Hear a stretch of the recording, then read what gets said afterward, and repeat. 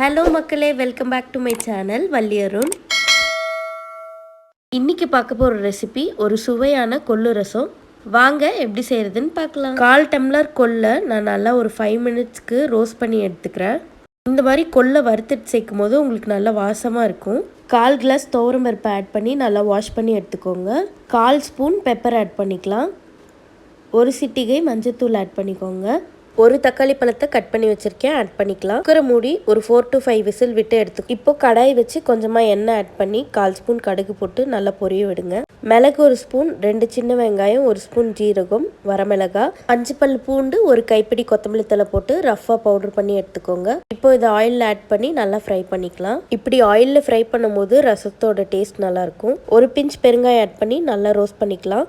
இப்போ வேக வச்ச கொள்ளு தண்ணியை நான் ஆட் பண்ணிக்கிறேன். வேக வச்ச கொள்ளு பருப்பை நல்லா மசிச்சுட்டு ஆட் பண்ணிக்கோங்க. இப்போ இதை நல்லா மிக்ஸ் பண்ணி விட்டுட்டு நான் 1 கிளாஸ் அளவு தண்ணி ஆட் பண்ணிக்கிறேன். ஒரு எலுமிச்சைப்பழம் சைஸ் அளவு புளியை கரைச்சி வச்சுருக்கேன். இப்போ அதை ஆட் பண்ணிக்கலாம். 1 ஸ்பூன் அளவு கல்லுப்பு போட்டுக்கோங்க.